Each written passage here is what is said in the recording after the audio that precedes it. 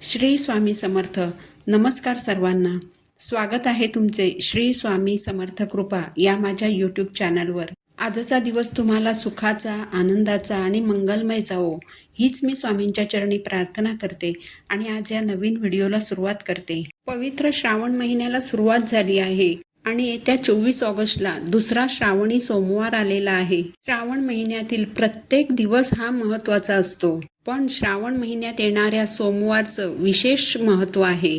सोमवार हा भगवान शिवशंकरांना समर्पित आहे. श्रावणातील प्रत्येक सोमवारी शिवलिंगावर खास अभिषेक केला जातो. तसेच प्रत्येक श्रावण सोमवारी शिवलिंगावर वेगवेगळी शिवामूठ अर्पण केली जाते. या दुसऱ्या श्रावण सोमवारी तिळाची शिवामूठ असणार आहे. या दुसऱ्या सोमवारी आपल्याला जे तीळ अर्पण करायचे आहेत तर पांढरे तीळ हे आपल्याला शिवामूठ म्हणून अर्पण करायचे आहेत. श्रावण सोमवारी चुकूनही काळे तीळ शिवामूठ म्हणून अर्पण करू नयेत. सोमवार हा भगवान महादेवांसोबतच माता पार्वतीला सुद्धा समर्पित आहे.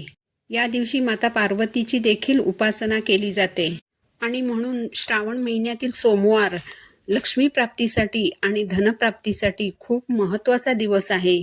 तर या दुसऱ्या श्रावण सोमवारी तुम्ही व्रत नाही केले तरी चालेल, पण या दिवशी तुम्हाला शिवमंदिरातून एक वस्तू घरी आणायची आहे.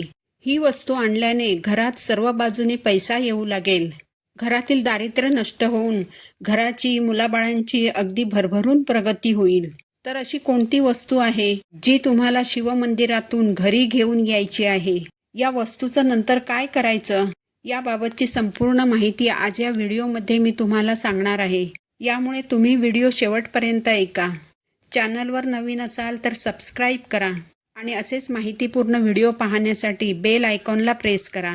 तर हा जो उपाय आहे हा तुम्हाला मंदिरात जाऊनच करायचा आहे. दिवसभरामध्ये कधीही तुम्ही हा उपाय करू शकता. ज्या घरांमध्ये हा उपाय केला जातो त्या घरामध्ये माता लक्ष्मी अखंड वास करते. तुम्हाला जर सतत आर्थिक समस्या येत असतील, वारंवार आर्थिक अडचणींना सामोरं जावं लागत असेल, घरात पैसे येण्याचे सर्व मार्ग बंद झालेले असतील, आलेली लक्ष्मी घरात स्थिर राहत नसेल, घरामध्ये सतत वाद भांडणे होत असतील, एखाद्या गोष्टीचं तुमच्यावर कर्ज झालं असेल आणि ते कर्ज वाढतच चाललं असेल, तर यासारख्या सर्व समस्या दूर करण्यासाठी हा उपाय तुम्ही आवर्जून करा. तर या दुसऱ्या श्रावण सोमवारी तुम्हाला सकाळी अंघोळीच्या पाण्यामध्ये थोडंसं गाईचं कच्चं दूध आणि थोडंसं गंगाजल टाकून स्नान करायचं आहे. देवघरातील देवांची विधिवत पूजा करायची आहे. देवघरातील शिवलिंगावर अभिषेक करायचा आहे.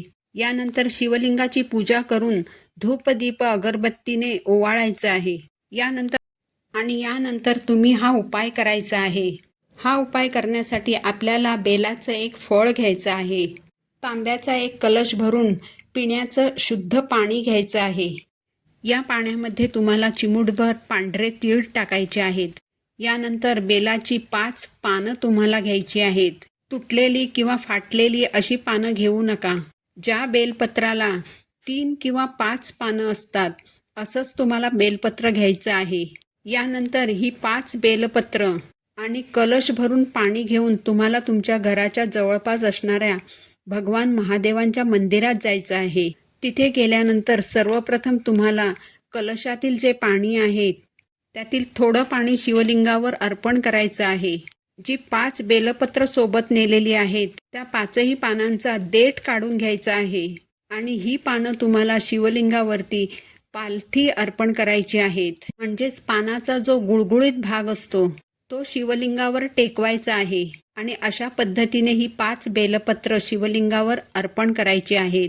सोबत नेलेलं बेलाचं फळ सुद्धा तुम्हाला शिवलिंगावर अर्पण करायचं आहे आणि यानंतर कलशातील उरलेलं पाणी बेलपत्रावरून आणि बेलफळावरून शिवलिंगावर अर्पण करायचं आहे.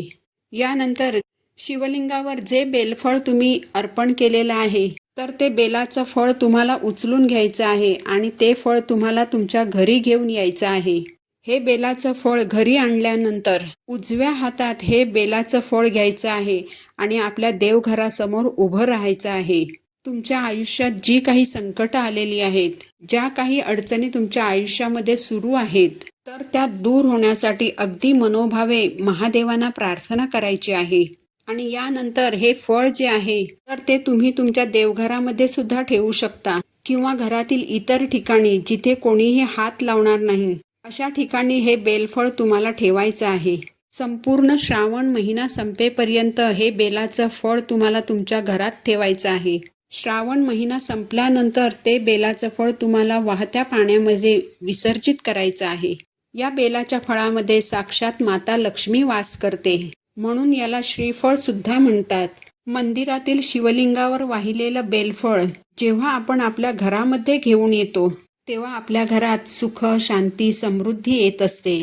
बेलाचं फळ हे भगवान शिवशंकरांना अतिशय प्रिय आहे आणि म्हणून श्रावण महिन्यामध्ये महादेवांना बेलफळ वाहनं अत्यंत शुभ मानलं जातं.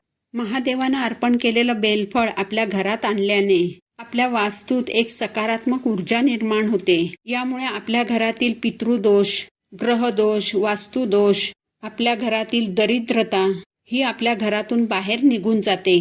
तर अशा पद्धतीने हा जो उपाय आहे हा तुम्हाला श्रावणातील दुसऱ्या सोमवारी करायचा आहे. ही माहिती जर तुम्हाला उपयुक्त वाटली असेल तर व्हिडिओला लाईक करा, चॅनलला सबस्क्राईब करा. पुन्हा भेटू अशाच एका माहितीपूर्ण व्हिडिओसोबत. तोपर्यंत सर्वांना श्री स्वामी समर्थ.